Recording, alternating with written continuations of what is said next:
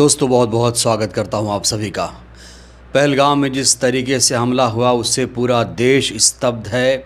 इस समय देश में मातम का माहौल है। इस माहौल में भी नेता चुनाव प्रचार करने से नहीं चूक रहे हैं। जम्मू कश्मीर में 28 लोगों का नरसंहार हुआ है, लेकिन नेता लोग बिहार पहुंचकर चुनाव प्रचार कर रहे हैं। चुनाव प्रचार कर रहे हैं, अपनी पार्टी का प्रचार कर रहे हैं, जिससे बिहार चुनाव में इनको वोट मिल जाए। दोस्तों मैं आपको एक तस्वीरें दिखाना चाहता हूं। नीतीश और मोदी एक मंच पर हैं और इनको देखकर लगता नहीं है कि देश में इतना बड़ा आतंकी हमला हुआ है। देखिए दोनों कैसे हंसी ठिठोली करते हुए नजर आ रहे हैं। देश के मुखिया चुनाव प्रचार कर रहे हैं। कायदे से शर्मिंदा होना चाहिए, उन 28 परिवारों से माफ़ी मांगनी चाहिए। दोस्तों याद है आपको, जब नरेंद्र मोदी गुजरात के सीएम थे तो वो किस तरह की बातें करते थे। वो देश के प्रधानमंत्री के ऊपर प्रश्न चिन्ह लगाते थे, कहते थे समस्या सेना में नहीं है, समस्या दिल्ली में है। याद है आप लोगों को? ये पड़ोसी देश हमें परेशान कर रहे हैं, ये सेना की कमजोरी के कारण, सेना की कमजोरी के कारण। मित्रों, समस्या सीमा पर नहीं है, समस्या दिल्ली में है। इतना ही नहीं दोस्तों, प्रधानमंत्री जब बन गए तब भी इन्होंने कहा था कि हम तो लाल आंख दिखाते हैं, हम तो 56 इंच की छाती दिखाते हैं, हमने आर्टिकल 370 रिमूव कर दिया है, नोटबंदी से आतंकवाद की कमर टूट गई है, जम्मू कश्मीर से आतंकवाद का खात्मा हो गया है, सैलानियों के लिए जम्मू कश्मीर स्वर्ग बन गया है। मुझे बताइए, जब से जम्मू कश्मीर से 370 हटा, आप मुझे बताइए वहां आतंकवाद की कमर टूटी कि नहीं टूटी? इस बीच सोशल मीडिया पर पीएम मोदी के खिलाफ एक ट्रेंड चलाया जा रहा है। मोदी अब सत्ता छोड़ो, इस्तीफा दो, क्योंकि जो करने आए थे वो नहीं कर पा रहे हो, देश के लोगों को सुरक्षा नहीं दे पा रहे हो, जो वादा किया था वो वादा टूटा है। और याद करिए, प्रधानमंत्री मोदी का जम्मू कश्मीर में भी दौरा था 19 अप्रैल को, लेकिन ये दौरा 17 अप्रैल को ही कैंसल कर दिया गया था और 22 अप्रैल को ये आतंकवादी घटना वहाँ पर हुई है। इसको लेकर भी सवाल खड़े किए जा रहे हैं कि क्या इनपुट्स थे सुरक्षा एजेंसियों के पास, क्या आईबी के पास कोई ऐसी इनपुट थी जो इन लोगों को जानकारी थी कि इस तरह की वारदात यहाँ हो जाएगी, इसलिए दौरा कैंसिल हुआ। इसको लेकर सरकार कोई जवाब देने को तैयार नहीं है। एक अकाउंटेबिलिटी होती है, जवाबदेही होती है हर सरकार की। सरकार ये मानने को तैयार नहीं है कि सुरक्षा में चूक हुई है, ना ही मीडिया मानने को तैयार है कि सुरक्षा में चूक हुई है। इस पूरे सीन में इस समय बसपा सुप्रीमो की एंट्री हो गई है, मायावती जी की। मायावती जी ने मोदी सरकार पर कड़ा प्रहार किया है, सवाल भी किया है और मोदी सरकार को कहीं ना कहीं आड़े हाथों भी लिया है। जो बात मीडिया नहीं कह पाया वो आज मायावती जी ने कह दिया। भारतीय जनता पार्टी पर तीखा प्रहार करते हुए मायावती जी ने कहा कि ये सुरक्षा में चूक थी, सुरक्षा में चूक की वजह से ये घटना घटी है। सरकार की जवाबदेही होनी चाहिए। ऐसी सरकार का क्या फ़ायदा जो सरकार लोगों की सुरक्षा ना कर पाए। और जो लोग इस समय दलीय राजनीति कर रहे हैं उन्हें आरोप प्रत्यारोप से बचना चाहिए। इस तरह की नसीहत भी बसपा सुप्रीमो ने दी है। तो क्या कुछ कहा है अभी अभी बसपा सुप्रीमो ने, मैं आपको दिखाना चाहता हूं। आपको ये भी याद दिला दूं, जब 22 अप्रैल को ये पूरी घटना हुई थी तब भी मायावती जी ने ट्वीट करके कहा था कि सरकार इस घटना को पूरी गंभीरता से ले और सख्त कार्रवाई करे। ये पहले भी चेताया था बसपा सुप्रीमो ने और आज फिर से सरकार पर गंभीर सवाल खड़े किए।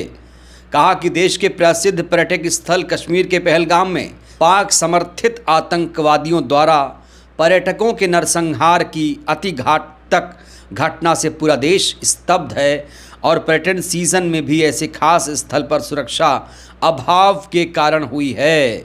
इस घटना से लोगों में भारी रोष, आक्रोश स्वाभाविक है, जिसके प्रति जवाबदेही आवश्यक है।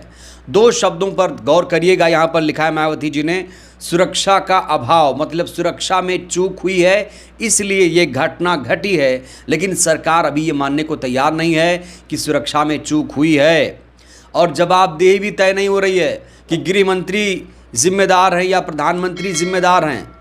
एक जवाबदेही तो होती है ना। 2008 में जब मुंबई पर हमला हुआ था, आतंकवादी हमला था, तब के गृह मंत्री शिंदे ने इस्तीफा दे दिया था, लेकिन अब कोई जवाबदेही तय नहीं है। 2014 के बाद आप देख रहे हैं कोई जवाबदेही नहीं है, सरकार जिम्मेदारी लेने को तैयार नहीं, कोई घटना घट जाए तो। और ऊपर से ये लोग चुनाव प्रचार करने बिहार में चले गए। क्या बिहार का दौरा कैंसिल नहीं हो सकता था? बसपा सुप्रीमो ने आगे लिखा, देश की सुरक्षा से जुड़ी इस घटना को लेकर दलीय राजनीति और आरोप प्रत्यारोप से कहीं ज्यादा महत्वपूर्ण है जनता का विश्वास बहाल करने के लिए केंद्र सरकार द्वारा उठाए जाने वाले कदम, अर्थात सरकार को हर वह कदम जरूर उठाया जाना चाहिए जिससे देश में कहीं भी ऐसी दर्दनाक घटना कतई ना होने पाए।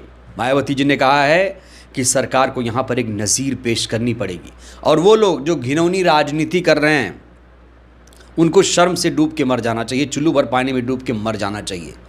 दोस्तों, एक ट्रेंड देखा जा रहा है कि आतंकियों ने हमला किया तो कहा गया कि धर्म देखकर मारा गया, हिंदू हैं इसलिए मारा गया, जो कि ये एकदम असत्य बात है। ये एक अफवाह फैलाई गई है देश में, और जो आतंकी घटना घटी है उसको लेकर कई लोग मुसलमानों को ट्रोल कर रहे हैं। ये एक गंदी राजनीति का नतीजा है। कायदे से आतंकवाद के खिलाफ लड़ाई लड़नी चाहिए तो लोग आपस में ही हिंदू मुसलमान करके भिड़ रहे हैं, लड़ रहे हैं, जो कि अति शर्मनाक मामला है। तो मायावती जी ने यहाँ मोदी सरकार पर प्रहार करते हुए कहा है कि जनता का बहाल विश्वास करना सीखो मोदी जी। जनता का विश्वास, आपके ऊपर अब जनता का भरोसा नहीं रहा। अब आप पर जनता भरोसा नहीं कर पा रही है, क्योंकि आपकी कथनी और करनी में अंतर है। आप जब गुजरात के सीएम थे तो प्रधानमंत्री पर सवाल खड़े करते थे, और आप जब प्रधानमंत्री बन गए तो आपने कहा कि आतंकवाद खत्म हो गया। तो क्यों ये सब बयानबाजी हो रही है? जो चीज़ें नहीं हैं वो कहने की ज़रूरत क्यों है? और जो ये घटना घटी है ऐसी ना घटे दोबारा आप क्या करेंगे? ये भी जवाबदेही सरकार की तय होनी चाहिए। तो आज मायावती जी ने खुले तौर पर एक बड़ी बात कह दी जिसको लेकर बहुत ज़्यादा चर्चा है। सुरक्षा में चूक हुई है भाई, सुरक्षा में चूक है, ये मान लेना चाहिए सरकार को और इस पर काम करना चाहिए। दोस्तों, आपको फिर से याद दिला दूं, पहलगाम में कई सारे सैलानी, करीब करीब 2000 सैलानी इकट्ठा हुए थे, घूम फिर रहे थे, एंजॉय कर रहे थे, तभी वहाँ पर आतंकी हमला हो जाता है और करीब करीब 30 लोगों के मारे जाने की खबर फिलहाल सामने आई है। लेकिन याद रखिए वहाँ पर 2000 लोग थे।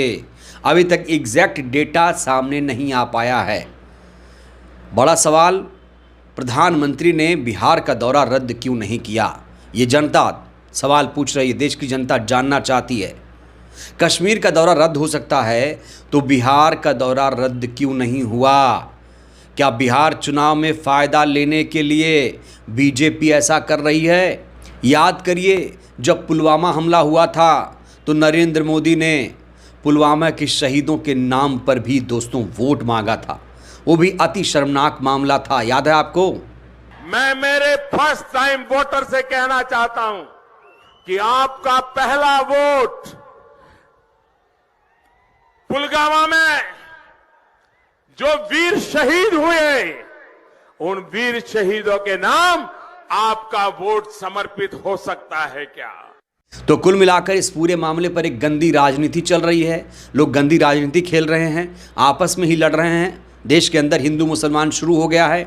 आतंकवादी घटना को हिंदू मुसलमान से जोड़कर देखा जा रहा है, जबकि आतंक का कोई धर्म नहीं होता है, कोई मजहब नहीं होता है, कोई इंसानियत नहीं होती है उनके अंदर। वो तो बच्चों को मार देते हैं, वो तो किसी को भी मार सकते हैं आतंकवादी। तो इसे हिंदू मुसलमान से क्यों जोड़ा जा रहा है? क्या चुनाव में फ़ायदा लेने के लिए? कई सारे सवाल हैं, लेकिन सबसे बड़ा सवाल यही है कि बीजेपी ने या नरेंद्र मोदी ने आखिर आतंकवाद के खिलाफ क्या कड़े कदम उठाए? क्योंकि अभी तक जो कदम उठाए गए हैं उससे आतंकवाद रुक जाए ये कहना बहुत मुश्किल है। कुछ 6 फैसले केंद्र सरकार के द्वारा लिए गए हैं, जैसे कि अटारी बॉर्डर को बंद किया गया है, सिंधु जल समझौते पर रोक लगा दी गई है, पाकिस्तान में भारतीय उच्चायोग बंद कर दिया गया है, दिल्ली से पाकिस्तानी अधिकारियों को 1 हफ्ते में वापस जाना होगा, उच्चायोग बंद हो जाएगा, पाकिस्तान के नागरिक भारत नहीं आ पाएंगे, पाकिस्तानी नागरिकों को 48 घंटे में भारत छोड़ना होगा। बड़ा सवाल, क्या सीमा हैदर भी भारत छोड़ेगी? सीमा हैदर को लेकर भी इस समय सोशल मीडिया पर कई सारे सवाल खड़े हो रहे हैं कि क्या सीमा हैदर को भी पाकिस्तान भेजा जाएगा। लेकिन सबसे बड़ा सवाल यही है कि प्रधानमंत्री मोदी ने बिहार का दौरा रद्द क्यों नहीं किया और अभी तक क्या कड़े कदम उठाए गए। आखिर उन पीड़ितों को कैसे इंसाफ मिलेगा जो बेमौत मारे गए, जिनके घर में मातम है और बिहार चुनाव में जाकर नेता लोग हंसी ठिठोली कर रहे हैं। शर्म आनी चाहिए। बहरहाल दोस्तों, इस वीडियो में इतना ही। दोस्तों, मोदी सरकार पर आपको कितना भरोसा है? क्या देश सुरक्षित हाथों में है? आप लोग अपनी राय दीजिएगा। बहुत बहुत धन्यवाद।